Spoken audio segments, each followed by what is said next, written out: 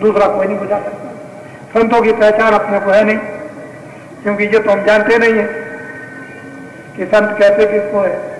ये तो आपको मालूम है।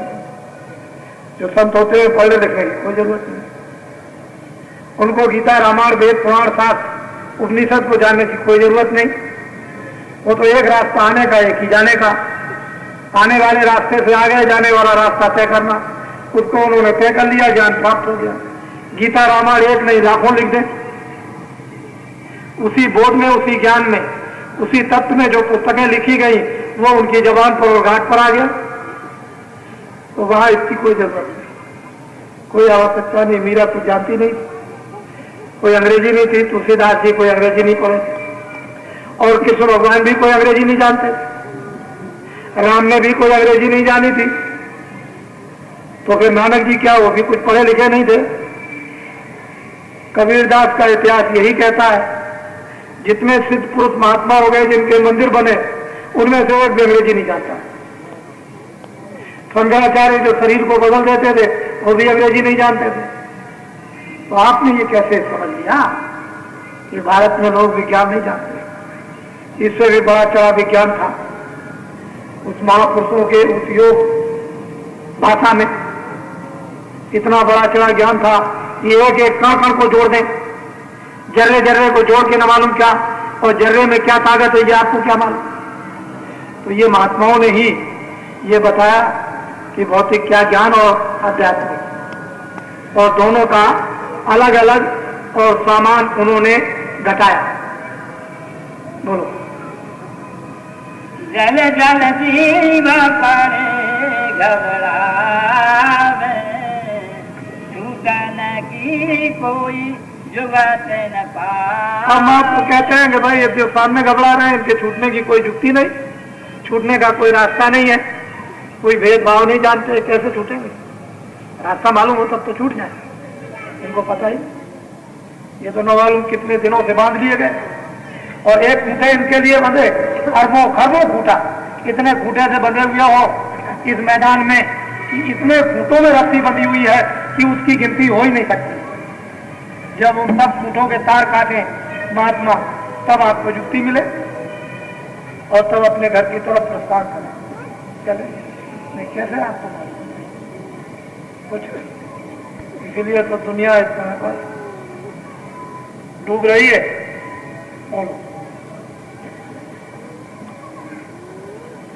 कोई काम कोई धर्म समारे, कोई विद्या कोई जप तप धारे।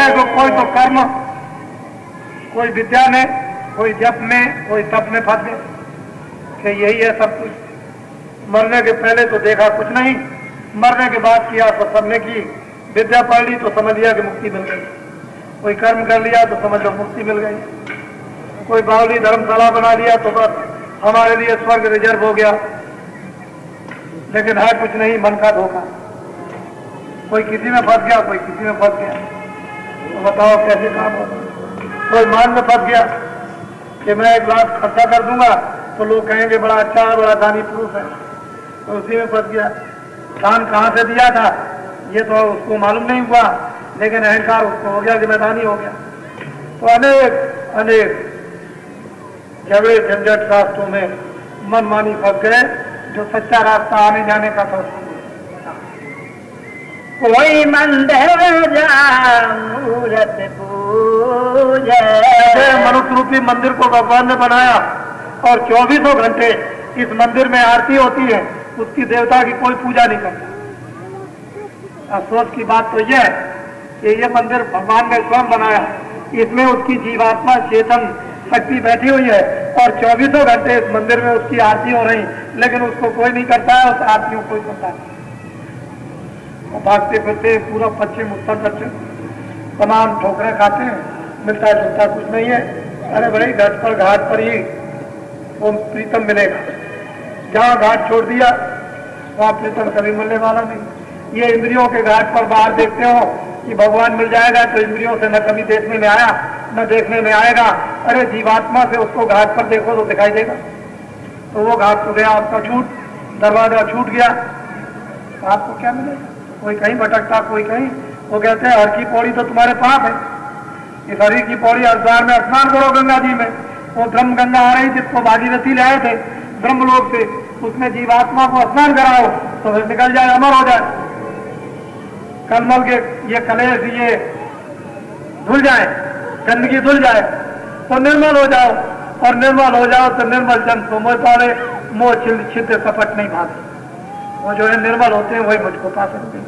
प्रेम से प्रकट हो मैं जाना, प्रेम करता है उसी प्रकट हो जाता हूँ। अरे भाई कैसे, आपने क्या किया है? कुछ नहीं, मैं करने का कोई सामान बनाया, साधु महात्माओं की संगत तो सुनते नहीं, बस वही जो असली भेद बताते हैं उसकी पूजा का, उपासना का, दर्शन का, मिलने का, उसके आनंद का, उसके ज्ञान का, उसको छोड़ करके ठोकरे खाते हैं। कोई इधर भागता, कोई इधर। अरे भाई जहाँ 1 करोड़ मंदिर में आप संगमरमर का लगा दीजिए तो वो तो एक मतलब है बाहर से आंखों के देखने का हो जाएगा, लेकिन इससे भी बड़ा चमकीला जो तुम्हारे मनुष्य रूपी मंदिर में चमक रहा, उसके लिए कभी देखा? उसके सामने ये चमक क्या थी? वहां तो ये कहते हैं कि जब महात्माओं की औषधि जड़ी मिलेगी और जब तुम रगड़ मारोगे और ये सब मन बुद्धि चित्त है अंतःकरण जीवात्मा जब धुलेगी तो ये फाटक खुल जाएगा। जब फाटक खुलेगा दिव्य नेत्र ज्ञान चक्षु जब सामने प्रकट होगा, उभरेगा, तो राम नाम रूपी मणि जो सूरज से भी ज्यादा प्रकाश करने वाली वो मोहम्मद का नूर, कितनी रोशनी उसके अंदर, ये तो किसी को मालूम है नहीं, जानते कोई है नहीं। उसकी सुंदरता के सामने, उसकी चमक के सामने जब सूरज अपनी रोशनी से लज्जित हो जाता है उसकी रोशनी में, तो फिर बाकी रोशनियां उसके सामने क्या थी? ऐसी राम नाम रूपी मणि तुम्हारे मनुष्य रूपी मंदिर के सामने जल रही, लेकिन जीवात्मा को दरवाजे पर बैठाल कर नहीं, उसको साफ करते नहीं, जगाते हो, तो दिव्य नेत्र ज्ञान चक्षु जब नहीं मिलेगा तो दर्शन किस आंख से होगा? इनसे तो चमड़े की आंख है, चमड़े की आंख से भगवान चेतन नहीं मिलता, चमड़े की आंख से चमड़ा ही दिखाई देगा। बोलो, कोई तीरथ कोई बरतन जूझे, जो तीरथ करना चाहिए था, जिसलिए तीरथ में जाते थे कि हम निर्मल हो जाएंगे, स्नान करेंगे, पवित्र हो जाएंगे, वो तो आपने तीरथ किया नहीं। और जो व्रत करना चाहिए था कि मनुष्य रूपी मकान में अब की बार मरने के पहले भगवान को प्राप्त कर लूंगा, ये आपका व्रत हो गया। जीवात्मा को जन्म मरण से 84 नरकों से छुड़ा लूंगा, ये व्रत होना चाहिए था, ये तो आपने व्रत किया नहीं। और दिन भर व्रत रहे और शाम को वो गरीब से सिंगाड़े का हलवा बना के 4 गुना और 5 गुना जब खाया तो रात को नींद नहीं आती और बीमारी और बुला दी व्रत करने के बाद। अरे व्रत करना था तो उस दिन भजन करते, कुछ नहीं खाते, फिर सुबह आकर के थोड़ा हल्का खाते, दिन में फिर मतलब भोजन, लेकिन अब दिन में व्रत रहे, शाम को तो आपने खूब, अब जन्माष्टमी कल आ रही, अब देखिए क्या क्या खाएंगे वो तो आपको मालूम। कहने को तो ये कहते हैं कि मैं अनाज भी खाता हूँ और मैं तो फलार करता हूँ, फलार में कितना खाते हैं तो उन्हीं को पता है, तो उन्हीं को मालूम है। लेकिन ये धोखा, ये भी फंस गए तीरथ में, जहाँ जाना था स्नान करने के लिए वो भी आप फंस गए, वो भी तीरथ नहीं जाना, किस तीरथ में स्नान करते हैं। मतलब और उद्देश्य तो सबका एक था, लेकिन शब्द फंसने के अलग, निकलने के अलग। एक शब्द में फंस गए, एक शब्द में निकल जाओगे। एक तीरथ जो है आपको उलझा देगा, एक तीरथ आपको सुलझा देगा। एक व्रत से भगवान पा जाओगे, एक व्रत से बीमारी हो जाएगी। तो मैं कोई ऐसी बात नहीं बताता हूँ आपको जिससे आपका कोई ईमान और कोई धर्म कोई नुकसान हुआ, ऐसा कोई काम नहीं करता। मैंने कभी ये काम किया ही नहीं, मुझे इन झगड़ों से कोई मतलब नहीं। आपने अपनी आंखों से देखा हिंदुओं के सत्संग में, हिंदुओं के धार्मिक कार्यों में, हिंदुओं के यज्ञों में मुसलमान कभी नहीं आते, लेकिन काशी में आपने देखा होगा जो इतिहास में अभी तक कभी नहीं हुआ, ऐसे यज्ञ में हजारों मुसलमान दाढ़ी रखाए हुए और चले आते थे, और जब वो सुनते थे तो अपनी दाढ़ी पर हाथ देते थे।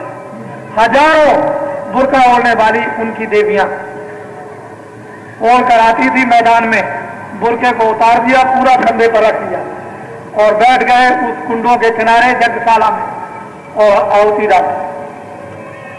जब वेद मंत्रों का उच्चारण होता था तो मुसलमानी देवियां सब की सब यानी साकिल लेकर के आहुति डालती। ये आपको देखना चाहिए, इसमें क्या कोई भेदभाव किसी में नहीं। आप कबा उल्टे पर रोटी बनाओ, आप कबा सीधे बनाओ, मतलब यह है कि रोटी होनी चाहिए, इधर जाएगी तो भूख लगेगी। आप उल्टे हाथ धो, आप सीधे हाथ धो, मतलब उसका हाथ धोने का।